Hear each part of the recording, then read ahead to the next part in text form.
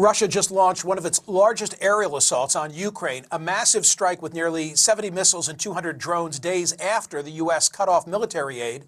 And as Ukraine scrambles to defend itself, President Zelensky now pushing for a partial ceasefire, with European leaders, not the U.S., taking the lead in negotiations. In Poland, the response has been swift. The government is now moving to train every adult male for military readiness, part of a massive defense buildup aimed at countering Russia. And as the U.S. pulls back, France is floating a plan to extend its nuclear deterrent to the rest of Europe. Poland, meanwhile, openly debating whether it should pursue its own nuclear capability. In a new opinion piece for Bloomberg, former NATO Supreme Allied Commander James Stavridis calls a U.S. withdrawal from NATO a mistake of epic proportions. The admiral warns that if the U.S. steps back, Europe will be forced to build a new defense alliance, potentially shifting its strategic alignment away from Washington. So is a post-NATO world imminent, and what would that look like? Here to talk about it is CNN senior military analyst Admiral James Stavridis. He's a former NATO Supreme Allied Commander, partner at the Carlyle Group. That's a global investment firm. He's also co-author of the novel 2054, which comes out in paperback next week. Admiral, to what extent is NATO dependent on the U.S., and can it survive without us? Yeah, I think it can survive without us. I hope it never gets to that point. But Michael, let's just do the numbers for a minute. You know, our population, 350 million, there are 450 million Europeans. Let's talk about active duty military. US has 1.5 million. Europe has 2 million troops under arms, active duty. And by the way, many of them highly experienced in combat. They are highly blooded armed forces because of the forever wars where they deployed alongside us in enormous numbers. So yes, Europe has a capability, and finally, could they build a significant defense industrial base? You bet. Look at the 25 largest defense firms in the world.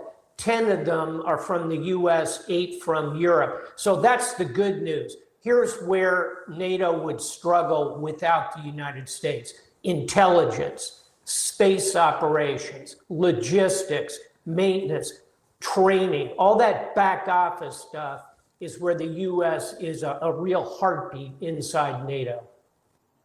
I sense that the perception of some, Admiral, is one of whether we'll do NATO the favor of continuing to remain in the North Atlantic Treaty Organization. So I want to hear you answer the question of what's in it for the U.S. by virtue of being a NATO member.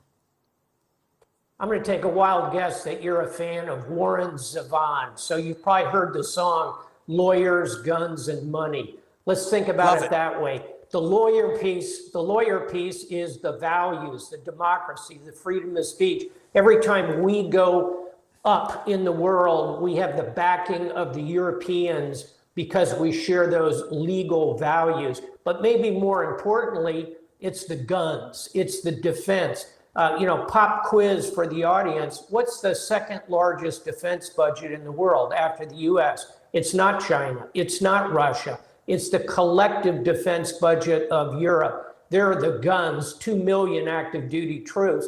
And then third, the money. The largest economic trading relationship in the world is US to European Union. And oh, by the way, Michael, as we've talked about the money for defense, it's also money that's used across the board to create stability for us and to our advantage. So I would argue NATO's pretty good value for the money. If Vladimir Putin is watching this conversation or later briefed on it, the very idea that a former Supreme Allied Commander, Admiral James Stavridis, is contemplating a world where the U.S. is not in NATO, Putin is thinking what? He is so happy.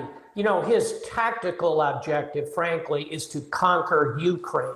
He wants all the resources, the gas, the potash, the oil, the strategic minerals that we're maneuvering to lock up. He wants all of that, plus he wants 40 million Ukrainians because he's lost 1 million Russians in combat. His population is declining. Michael, that's his tactical objective. His strategic objective is to break the transatlantic bridge, to push the U.S. out of Europe, and that opens the field for Russia, not just to conquer Ukraine, but to lean in on the rest of Europe. That's why the Poles are going to a semi-conscription system, and that's why the Poles, who have a long bad history with Russia, are spending 4% of their GDP on defense, the highest in NATO. So let's finish up by circling back to today's news, the news of Russia increasing its assault against Ukraine. I imagine this is all with an eye toward when the game of musical chairs ends and the boundaries are what the boundaries are. Putin wants to be in a position of having garnered every last inch. Is that fair? It is, and anyone who's negotiated anything knows before you start the negotiation, you want to be in the strongest possible position. That's why I object to the Trump administration cutting off weapons and particularly cutting off intelligence to the Ukrainians at this particular moment. I do give President Trump credit for last night calling out the Russians for these attacks and talking about increasing sanctions, increasing pressure on Russia. We need more of that balance if we're going to seriously get these two to a negotiating table.